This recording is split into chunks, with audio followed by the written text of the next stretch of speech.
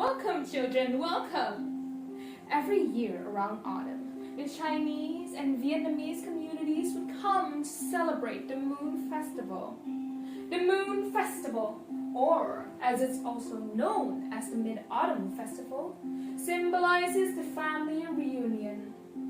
And on this day, all families will gather to appreciate the glimmering moon in the evening, for it is the 15th day on the 8th month of the Chinese lunisolar calendar, when the moon is at its fullest and brightest. There is a legend about the Moon Festival. It is a story called the Moon Goddess Chang'e. The Moon Goddess Chang'e is a tale of love, greed, and immortality. According to legend, a long, long time ago, there existed 10 suns. They would cause havoc everywhere. Wildfire and drought spread throughout the lands. Crops wouldn't grow, and there were barely enough water for people to survive. That is, until the archer Ho-Yi came along. With his might, he hunted down every last sun, and as the arrows hit the flames, one by one, the suns would turn to smoke, leaving all but one. Ho-Yi spared the last sun, for the gods begged him. While it is true that the 10 suns may have caused suffering to the people on earth, but with no sun at all, the humans will have nothing to protect them against the cold, eternal darkness. Thus, Ho-Yi spared the last sun, and as gratitude, the final sun shines the world with its light. The cool peace and prosperity came once more as the rivers are slowly filled and the trees grew abundantly. One day, our hero went out to the nearest village, and on his way, he walked past a beautiful young maiden.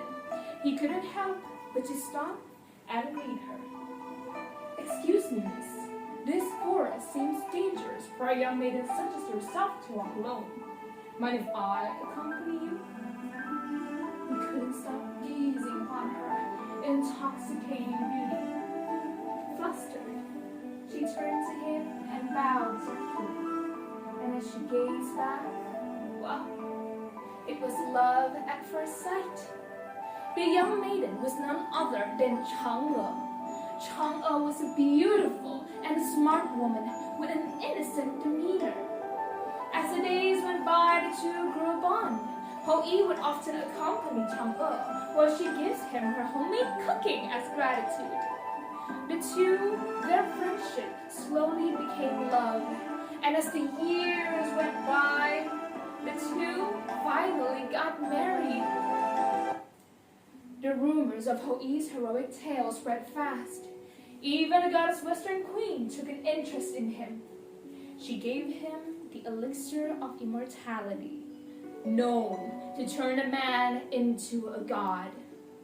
But unfortunately, this elixir is not enough for two people. To be living among the gods may have been his dream, but he fell in love. Ho-Yi refused to leave his beloved wife on earth.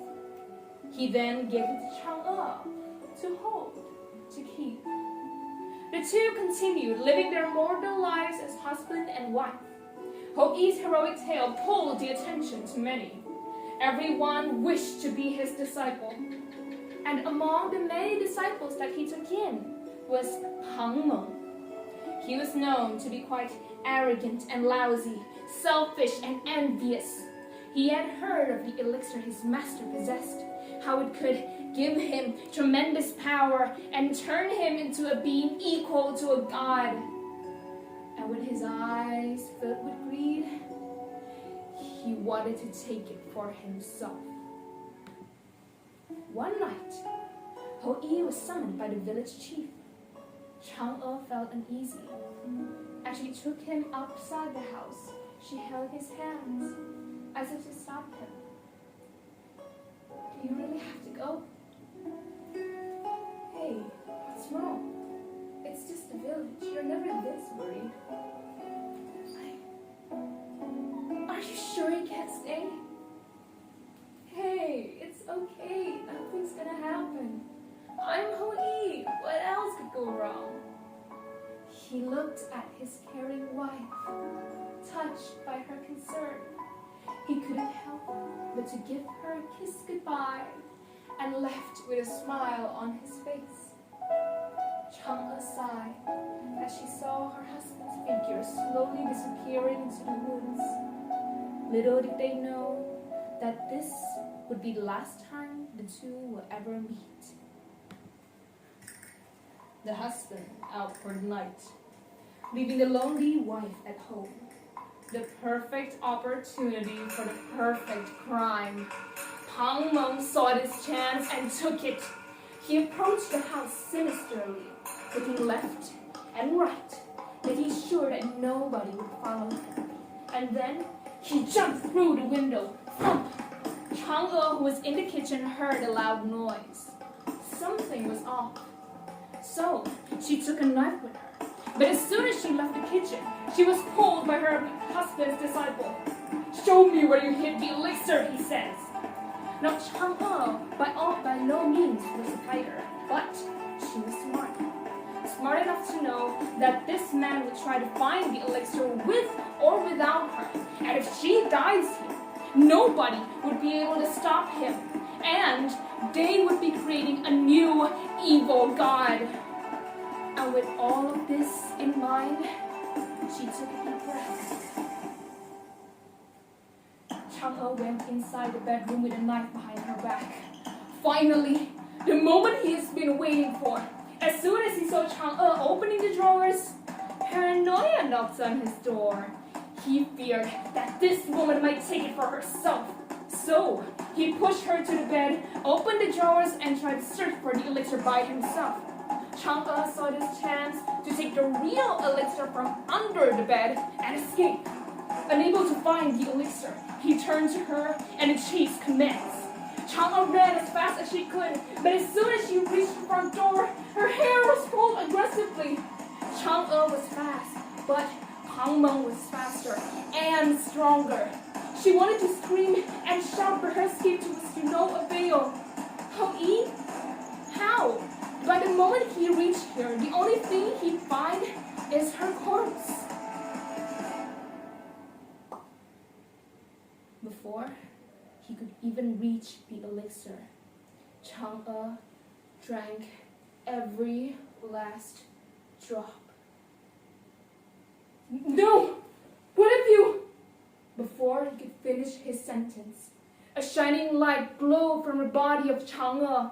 A sudden wind blew Pang Meng away. And then he passed out from the sheer energy that hit him. The house crumbled by the immense power as Chang'e's body slowly floated. By drinking the elixir, she transformed into a goddess. But a god is not meant to live among people. As her body slowly floated to the moon, the only thing she could do is to smile with tears, begging for her husband's forgiveness. Rain fell that night.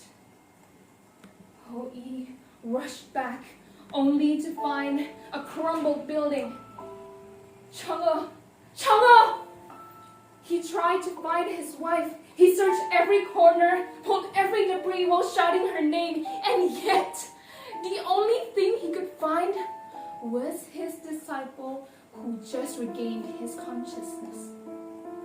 Pang Meng woke to find his master, whose face turned pale and eyes seemingly desperate. Hoi approached him and pulled his robe. "Where is she? Where is my wife?" A bottle dropped from the hand of Pang Meng. It was none other than the bottle that kept the elixir. No. No! He looked at his disciple once more with the little hope he had left, only to be responded with a guilty expression.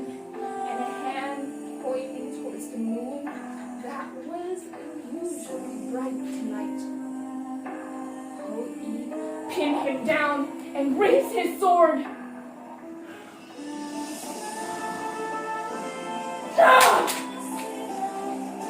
Run before I change my mind. Loki, the man who slaughtered my sons, couldn't kill man. The coward ran from his life. And this for Loki. No!